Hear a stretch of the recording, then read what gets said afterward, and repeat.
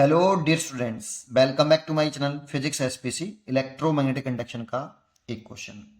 A short circuited coil is placed in time varying magnetic field. Time varying magnetic field है।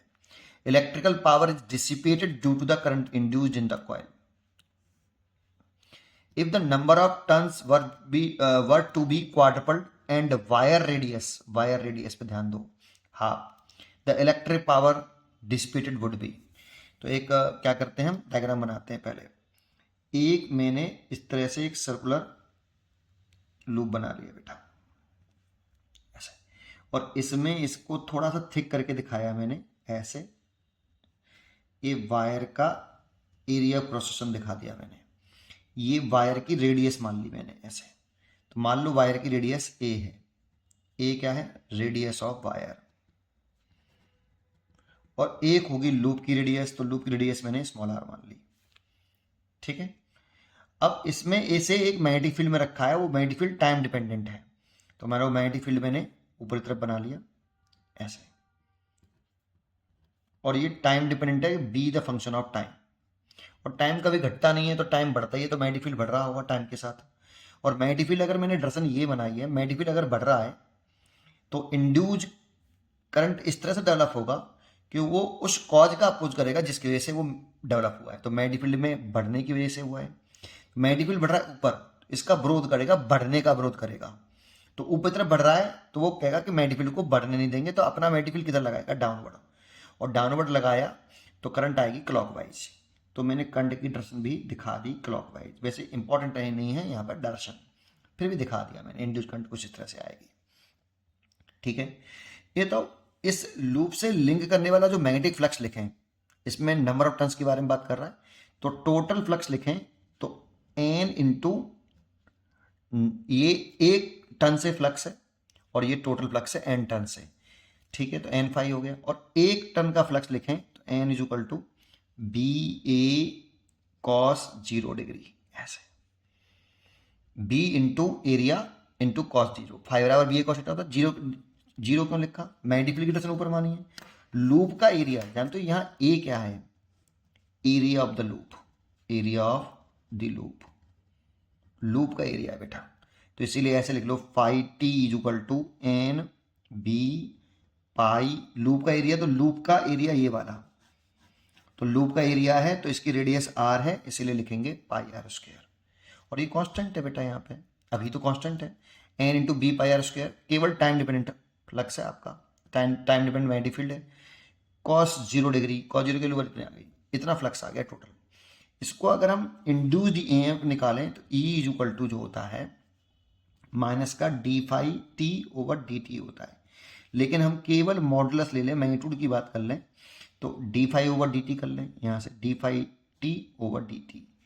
तो ये हो जाएगा एन पाई आर स्क्वायर, तो constant term है। बी टाइम डिपेंडेंट है, इसीलिए d B by D T.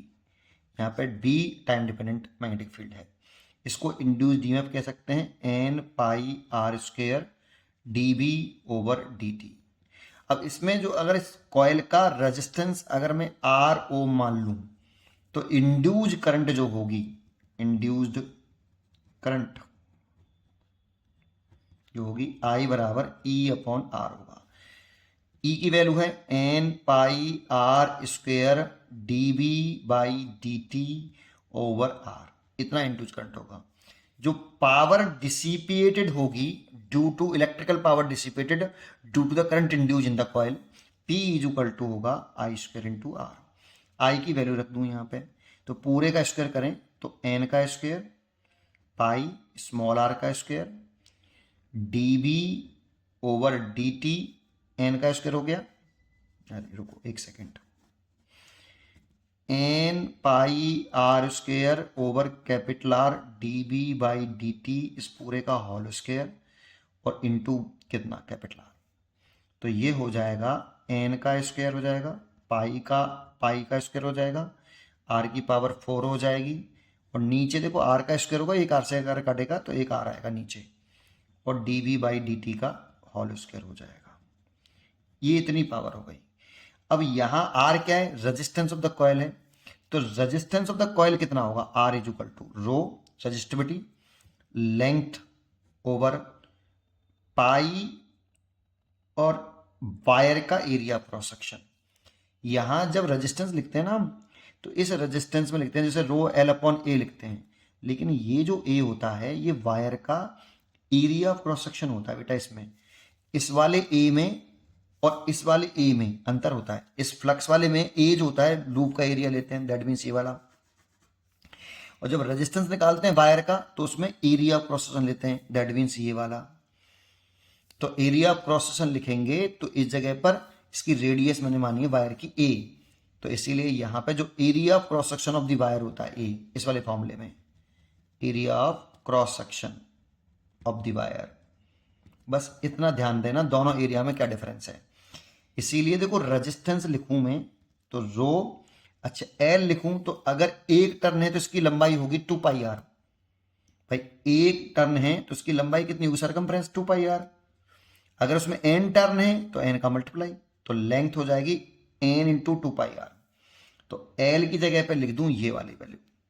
सोचो एक टर्न अगर वायर का होता तो इसकी लेंथ कितनी होती, सरकमफ्रेंस 2 पाई आर, इसकी रेडियस आर है ना लूप की, तो 2 पाई आर के बराबर होगी। और एन टर्न है तो एन इंटू 2 पाई आर, तो 2 pi small r into n बटे पाई ए स्क्वायर, इतना रेजिस्टेंस होगा।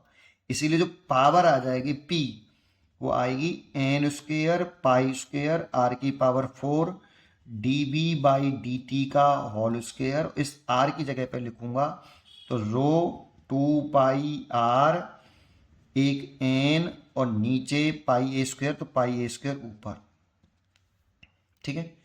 अब एक एन से तो ये एन चला गया, तो अब एक बार बताओ मेरे को यहां चेंज क्या कर रहा हूं, बस उसी वाले फैक्टर को देखना बस केवल। इसमें if the number of turns were be quadrupled, तो एक तो नंबर ऑफ टन्स को चेंज कर रहा हूं और एक वायर की रेडियस चेंज कर रहा हूं। वायर की रेडियस मतलब ए चेंज कर रहा हूं, लूप का रेडियस नहीं चेंज कर रहे बेटा, हाफ कर रहे हैं। पावर डिसिपेटेड वुड भी, तो P प्रोपोर्शनल टू देखूं यहां तो एक नंबर ऑफ टर्न्स के साथ तो n है, रेडियस ऑफ वायर के साथ ऐसा है, बाकी के सारे टर्म कांस्टेंट है बेटा। देखो हम resistivity constant, radius of the loop, loop radius, loop की रेडियस थोड़ी बढ़ा रहा है, तो ये सारे टर्म कांस्टेंट है। ओनली एक n से n कट चुका है तो n और एक ही है, ऐसा है। ये इनिशियल हो गया बेटा। और फाइनल अगर लिखना है तो वो कह रहा है कि नंबर ऑफ टर्न्स जो है एन डैश वो 4 गुने कर दिए हैं पहले वाले नंबर टर्न्स के, तो 4n कर दिया है। और रेडियस जो है वायर की ए डैश वो हाफ कर दिए, दैट मीन्स a/2 कर दिए। तो फाइनल जो आपका पावर डिसिपेटेड होगा वो प्रोपोर्शनल टू n की जगह पे तो 4n और a डैश की जगह पर a/2 उसका स्क्वायर, तो proportional to 4n a square by 4, 4 से 4 कैंसिल हो जाएगा, तो proportional to n a square.